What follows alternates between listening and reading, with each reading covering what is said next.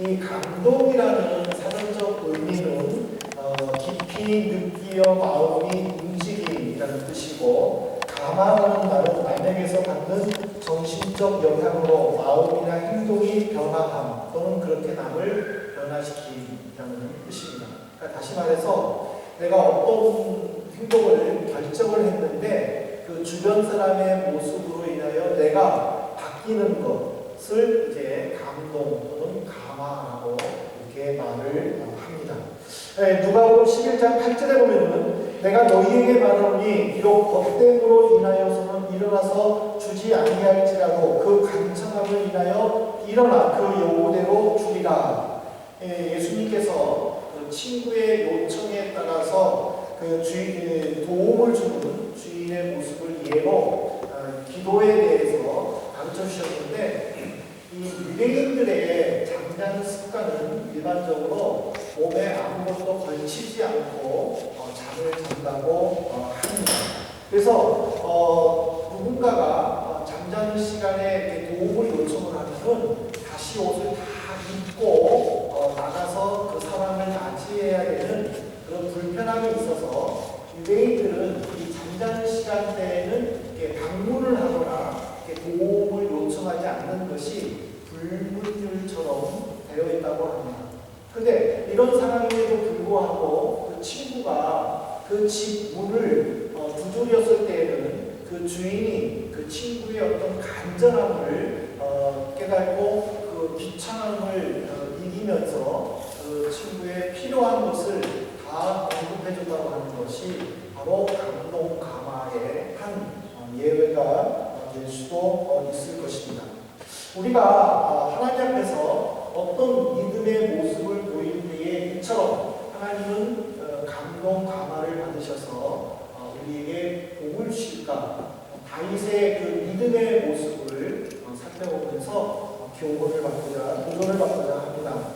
이 다윗은 오랫동안 이스라엘 백성들이 그 법궤 없이 생활했던 것을 발견하고 왕이 되자마자 제일 먼저 아비나답의 집에 있는 법궤를 이제 가지고 이제 본인이 만든 성막에다가 안치를 했습니다.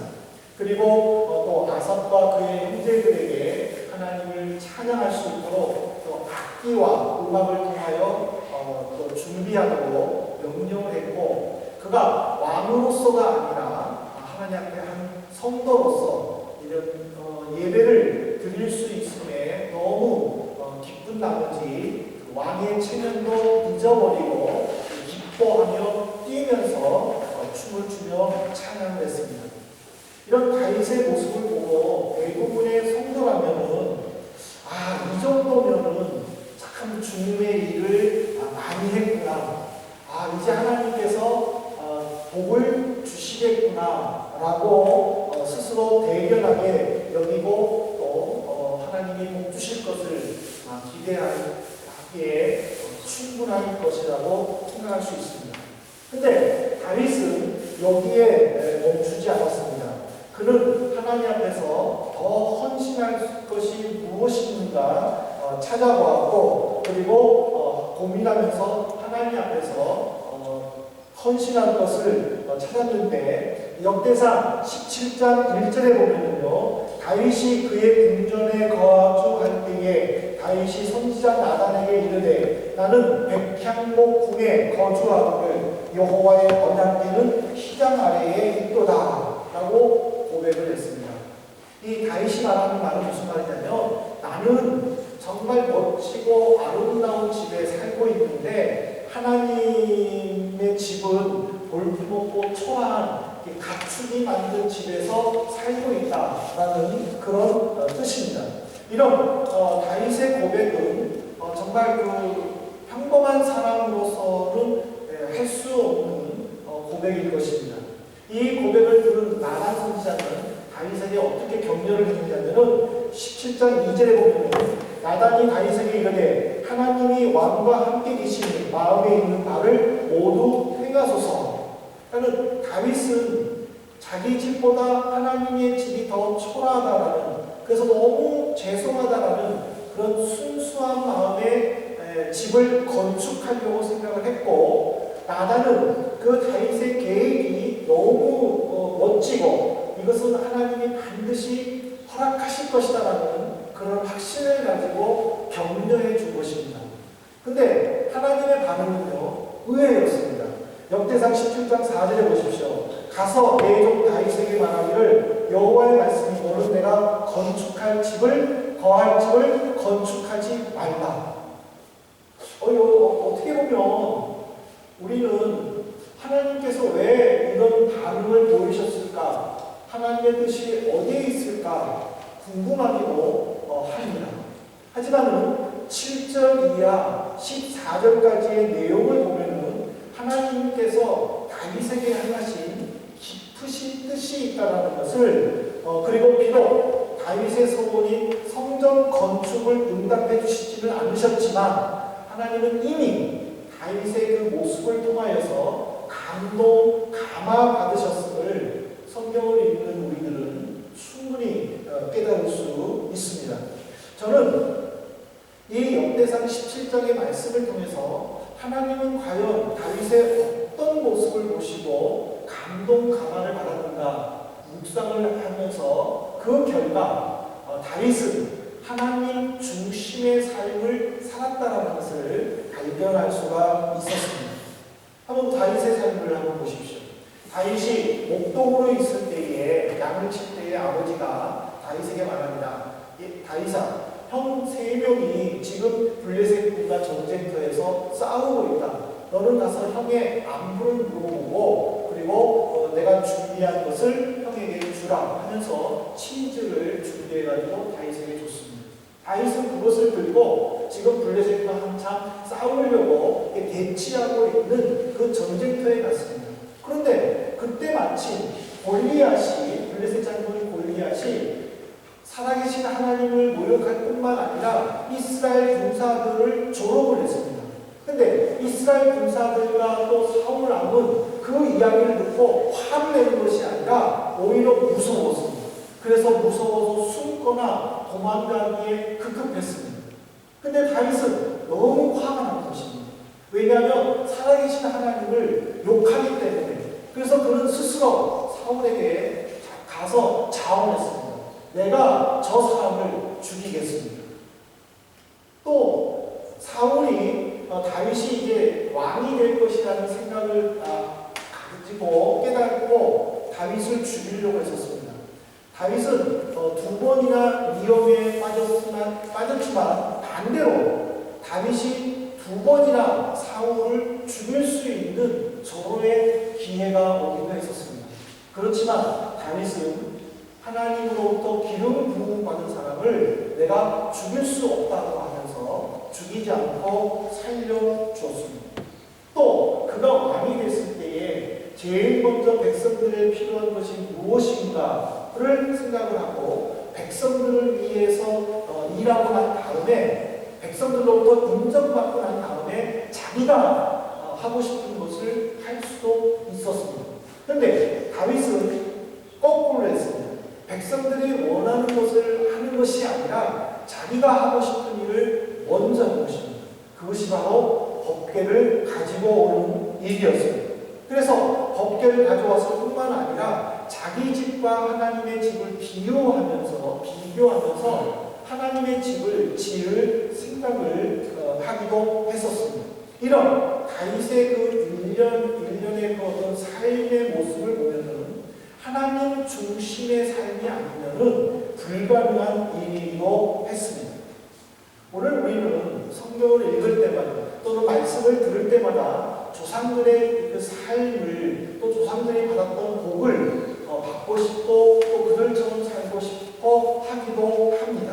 그러나 우리는 그런 신앙의 조상들의 삶처럼 정말 하나님 중심으로 살고 있는가, 내가 하나님 중심으로 신앙생활하고 있는가에 대해서 한번 묵상을 해보아야 합니다. 다윗은 어느 누구도 인정해주지는 않았지만 그는 온전히 하나님 중심의 삶을 살았습니다. 사도행전을 보시기 바랍니다. 사도행전 13장 22절에 패하시고 다윗을 왕으로 세우시고 증언하여 이르시되 내가 이새의 아들 다윗을 만나니 내 마음에 맞는 사람이라 내 뜻을 다 이루리라 하시더니, 이 스데반 집사가 바리새인들과 종교 지도자들 앞에 재판을 받을 때에 내가 믿은 예수님에 대해서 변호하는 중에 구약에서 하나님께서 어떻게 역사하셨는가 설명하는 중에 다윗에 대하여 말하는 부분에 대해서는 하나님이 사무엘 선지자에게 다윗에게 한 말을 그대로 인용하면서 지금 고백하는 내용입니다. 여기 보면 하나님께서 뭐라고 말씀하셨느냐면 내 마음에 맞는 사람이다라고 하셨습니다.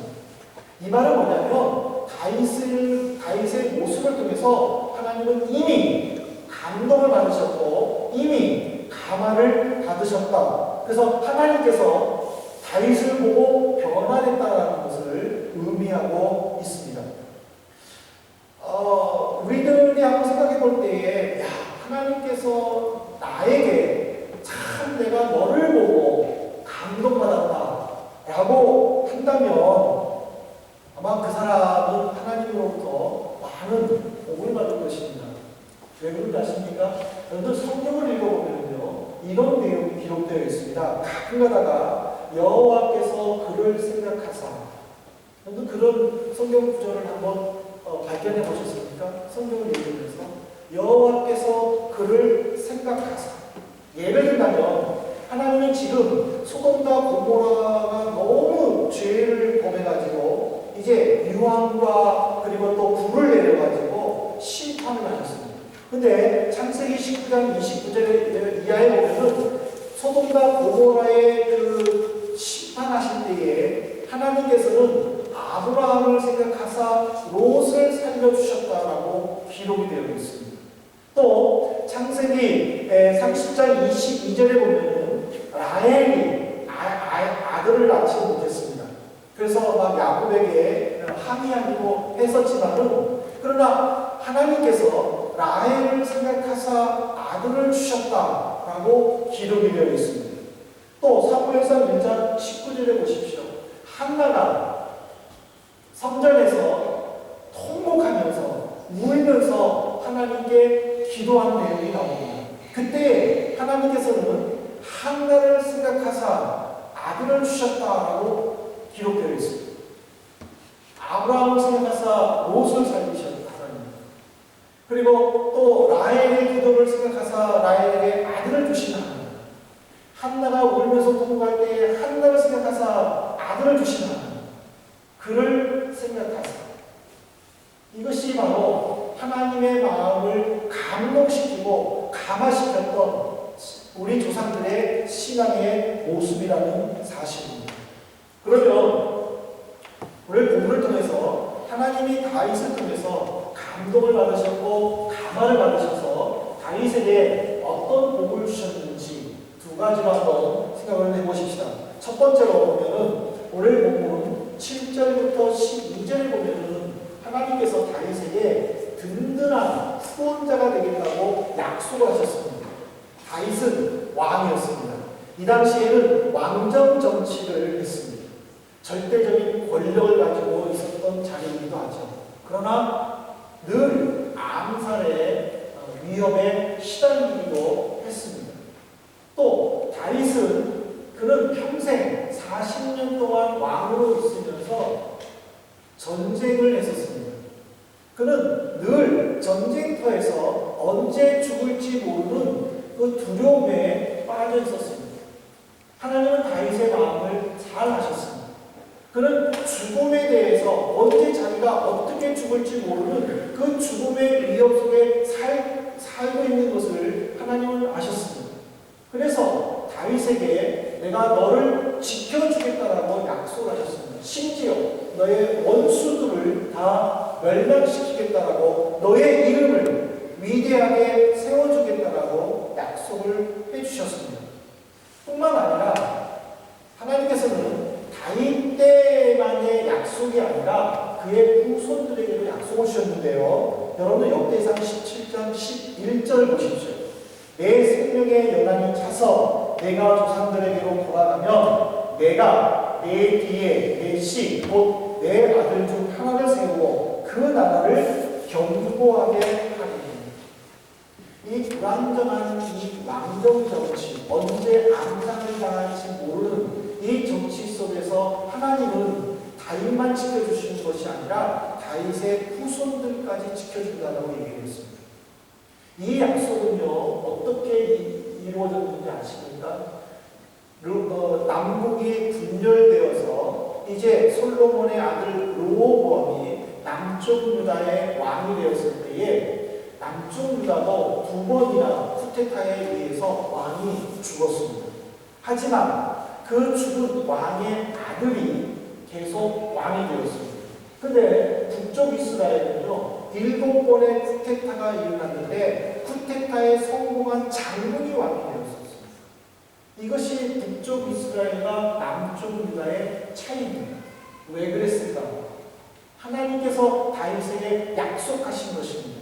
내가 내 후손을 굳건하게 견고하게 세워주겠다라고 약속하신 이 약속의 응답이라는 사실입니다. 그래서 남쪽 유다는 다윗의 후손들이 계속 왕위를 이어갈 수 있었다는 사실입니다. 두 번째로 하나님은 다윗에게 어떤 복을 주셨습니까? 13절부터 14절에 보십시오. 정착하여서 살도록 보호해 주겠다고 했습니다. 하나님은 그들에게 아버지가 된다라고 했는데 이 아버지의 의미는 보호를 의미하는 것입니다. 하나님은 이스라엘 백성들에게 가나안 땅을 주셨습니다. 그 가나안 땅은 어느 누구도 살지 않는 땅이 아니었습니다. 원주민들이 살고 있는 땅이었습니다. 이스라엘 백성들은 그 원주민들을 정복해 나가야만 됐습니다. 개척해야만 됐었습니다. 자기의 성을 만들면서 살아야만 됐었습니다. 끊임없이 싸워야만 됐었습니다. 여러분 사사기를 보십시오. 사사기를 보면요 이스라엘 백성들이 끊임없이 주변에 있는 국가들에게, 주변에 있는 나라들에게, 군사들에게 끊임없이 괴롭힘을 당하게 당합니다. 여러분들 열왕기상 그리고 역대상하를 읽어보십시오. 왕정 정치에 있어서도 이스라엘 백성들은 끊임없이 주변의 국가들로부터 괴롭힘을 당했습니다. 이들의 소원은 뭐냐? 전쟁의 위협 없이 평화스럽고 안전하게 살고 싶은 것이었습니다. 이스라엘 사람들이 만나면 인사하는 것이 뭡니까? 샬롬입니다. 샬롬의 뜻이 뭡니까? 하나님의 평강이 너에게 있으라라는 의미입니다. 그들은 늘 두려워했었습니다. 그래서 샬롬의 복을 사모했던 것입니다. 근데 하나님께서 지금 다윗에게 그것을 약속해 주시는 것입니다. 내가 너희들에게 위험함이 없이, 불안함이 없이, 공포가 없이 너희들에게 평화롭게 살게 해주겠다. 저는 이 말씀을 묵상하면서 다윗이 받았던 이 복이 오늘 이 시대에 나에게도 필요한 복이다라고 생각했습니다. 성도님들은 이 말씀을 읽으면서 이 설교를 들으면서 다윗에게 받았던 복이 내게도 필요합니다라고 고백하고 싶지 않습니까? 우리는 미래가 불안합니다. 우리는 내 삶이 불안할 뿐만 아니라 내 자녀들의 삶도 불안해합니다. 허덕이면서 삽니다. 일주일 동안 힘들게 생활할 때에 예배당에 와서 예배 드릴 때 잠시나마 마음의 평안을 안정을 찾을 수도 있지만 세상으로 다시 나가면 영적으로나 정신적으로 싸우면서 헤쳐나가야 되는 것들이 너무 많습니다. 어느 누구도 나에게 도움이 되지 않습니다. 도와주지 않습니다. 홀로 자신과의 싸움을 통해서 완성해 나가는 정말 외롭고 고독한 싸움들이 주변에 많이 있습니다. 한국에 가면 형제가 있고 가족이 있고 부모가 있고 의지할 때가 있지만 여기서는 의지할 데가 없는 정말 고독하고 정말 아무것도 없는 황량한 벌판 같은 곳 아니겠습니까? 그런데 이런 속에 있는 우리에게 여러분들 역대상 17장 8절을 한번 우리 다 같이 읽어보십시오. 역대상 17장 8절입니다. 우리 한번 큰 소리로 우리 한번 다 같이 읽어보십시다. 내가 어디로 가든지 내가 너와 함께 있어 내 모든 계절을 내 안에서 열하였은즉 세상에서 존귀한 자들의 이름 같은 이름을 내게 만들어 주리라. 상우가 어디로 가든지 내가 상우와 함께 있어 상우의 모든 대적을 상우 앞에서 멸하였은즉 세상에서 존귀한 자들의 이름 같은 이름을 상우에게 만들어 주리라. 얼마나 힘이 됩니까? 내게라는 말을 여러분들의 이름을 넣어서 한번 불러보십시오. 힘이 듭니까? 외롭습니까? 어렵습니까? 나고하고 싶습니까? 뒤로 물러가고 싶습니까? 그럴 때마다 한번 이름을 불러서 한번 이 말씀을 읽어보십시오. 하나님은 다윗에게 이렇게 약속해 주셨습니다. 하나님은 다윗에게 모습을 감화받으셔서 이 약속을 해주셨고 평생 하나님은 다윗을 사용해 주셨다는 사실입니다. 사랑하는 성도 여러분, 저는 다윗에게 약속하신 이 말씀을 우리 성도님들에게 드리고 싶습니다. 저는 이 말씀을 준비하면서 나도 이런 말씀 듣고 싶다. 나도 이런 말씀 듣고 싶다. 정말 부러웠습니다. 여러분 듣고 싶지 않습니까? 이 말씀 내 것으로 삼고 싶지 않습니까? 내 평생 이 말씀 붙잡고 살고 싶지 않습니까? 그렇다면 다윗처럼 하나님을 감화시키시기를 바랍니다. 어떤 거창하고 멋있는 일을 통해서 하나님이 감화하시는 것은 아닙니다. 만약 그랬다면 다윗이 성전을 건축하려고 계획하셨을 때에 하나님은 인정하셨을 것입니다. 왜? 거창하잖아요. 너무 멋진 일 아닙니까? 그러나 하나님은 그것을 당장에 그날 밤이라고 했습니다. 역대상 17장 4절에 보면 그날 밤에 나단에게 하나님은 말씀하셨고 바로 가서 이야기하라고 하나님은 강력히 저지했습니다. 다윗의 계획을 저지하신 이 하나님의 모습을 통해서 하나님이 우리에게 요구하는 것은 무엇이냐? 거창한 것이 아니라 정말 하나님의 뜻이 무엇인가?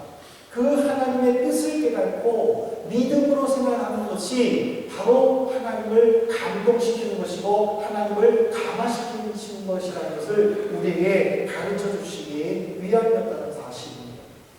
그래서 다윗은요 성전 건축을 포기했어요. 그리고 그는 평생 동안 무엇을 했느냐? 성전을 건축할 재료를 그는 준비했어요. 그는 그것으로 만족하고 그것으로 감사했고 그것으로 하나님의 영광을 나타냈다는 사실입니다. 우리는요 이것을 알아야 됩니다. 하고 싶거나 좋아하는 일 그리고 하나님의 뜻 지금까지의 삶이 어떠했는지 이후부터는 하나님 중심의 삶을 사시기를 바랍니다. 내가 하고 싶은 일, 내가 좋아하는 일 그것이 하나님이 막으실 수도 있다는 사실입니다. 그럴 때에 우리는 순종해야 된다는 사실입니다. 오히려 내가 하고 싶은 일, 내가 좋아하는 일이 막혔을 때에는 하나님의 뜻이 무엇인지 그것을 깨닫고 하나님의 원하시는 뜻에 우리가 순종하는 것입니다. 그래서 바울 사도는 뭐라고 말했습니까? 고린도전서 10장 31절에 먹든지 마시든지 다 하나님의 영광을 위하여 하라. 내가 하고 싶은 일이 아닙니다. 내가 먹는 것도 하나님의 뜻을 이루기 위함이고 내가 마시는 것도 하나님의 뜻을 위함이라는 것입니다. 하나님은 그들을 주셨습니다. 하나님은 그들을 사용하여 주셨습니다. 사랑하는 성도 여러분, 이 한 주간 동안 나를 향한 하나님의 뜻을 한번 살펴보시기 바랍니다. 하나님이 내게 무엇을 원하는지, 하나님께서 나에게 원하시는 것이 무엇인지, 내가 하나님 앞에서 하고 싶은 일을 고집피우는 것이 아니라 하나님이 내게 원하는 것이 무엇인지 그것을 깨닫고 한 주간 동안 하나님 앞에 순종하실 수 있기를 주님께 부탁드립니다. 그럴 때에 다윗이 받은 복, 이 복을 여러분들이 받으시고 승리하는 한 주가 되기를 주님으로 축복합니다. 오늘 이 말씀을 생각하면서 우리 잠시 음성으로 기도하십시다. 하나님, 지금까지 내가 하고 싶은 일이 아니라 하나님이 하고 싶으신 일, 하나님 나를 위한 뜻을 깨닫게 해주시고 순종하게 해주십시오. 우리 간절히 또 기도하도록 하겠습니다. 기도하시겠습니다. 자비로우신 아버지,